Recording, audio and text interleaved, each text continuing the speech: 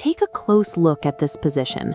It is just barely in the red, a small, entirely manageable dip. At this exact second, the math is simple. The price hasn't collapsed. The trade is still right near the original entry point. The purely logical move is to press the close button. You execute the predefined exit, you absorb a minor loss as the cost of doing business, and you move on. But that click never happens. Pressing the close button stops being a financial decision and becomes a personal one. Closing the trade forces the trader to look at the screen and admit they were wrong. So the internal bargaining starts. The trader tells themselves this downward move is a fake-out, a temporary trap designed to shake out weak hands before the real rally begins. To survive this imaginary trap, they grab their stop-loss order and slowly drag it further down the chart. They decide the trade just needs a little more room to breathe. Then the frantic scanning begins. They flick through 5-minute charts, hourly charts, and geopolitical feeds, hunting for a single bullish metric to justify staying in the position. Finally, hesitation turns into reckless offense. The trader buys more of the falling asset, injecting fresh capital into the doomed position to lower their average cost. The original setup has not improved at all. The underlying market conditions have continued to deteriorate.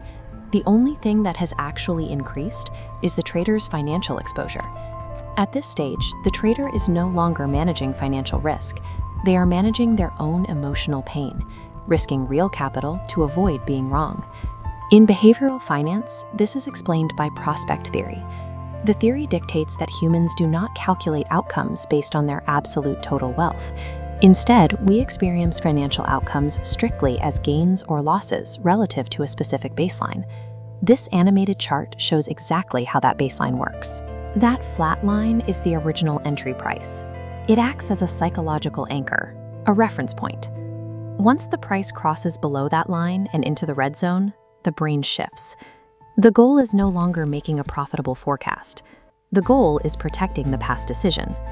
The money already risked, the time spent watching the screen, and the ego attached to the idea combine to create the sunk cost trap. The unrealized loss stops being neutral data and becomes a direct threat to the trader's identity, completely blinding them to the objective reality of the present-day market. As that financial damage mounts, the body reacts. Heart rate elevates, breathing gets shallower. The physical space around the screen begins to feel like a state of psychological claustrophobia. Under this stress, the prefrontal cortex, the part of the brain responsible for logical planning, becomes heavily compromised. The trader's capacity for attention, flexibility, and impulse control rapidly degrades. Cognitive control shifts away from top-down logic. Decision-making is hijacked by bottom-up emotional arousal. The biological imperative to find safety and escape the immediate stress entirely overrides executive function. This leads directly to the disposition effect. The trader is frozen, staring at a widening loss.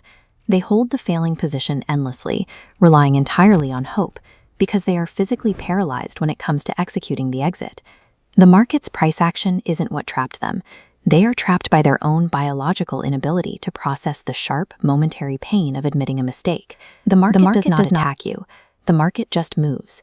It is strictly your own emotional reactions to those movements that cause portfolio destruction. The prolonged, painful loss doesn't happen because of a faulty chart pattern. It happens because the ego is desperately negotiating with risk, substituting hope for a disciplined process. There is a myth that traders power through a market crash with sheer emotional toughness, but true discipline cannot be built inside the collapse. Once the panic starts, it is already too late. The professional edge comes from pre-commitment. This means defining the exact financial risk and setting the structural exit order while calm, before capital is even deployed. Consistency and peace are the true edges in professional trading, and you only achieve them when your ego is detached from the outcome of a trade, long before that trade ever goes red. Yet this exact same psychological vulnerability works in the opposite direction too. Tomorrow, we look at the other half of this equation. We will examine why traders, driven by that identical fear of emotional pain, impulsively close their winning trades far too early just to secure a fleeting feeling of success. Conquering this desperate need for market validation is the foundational requirement for surviving chaotic market environments.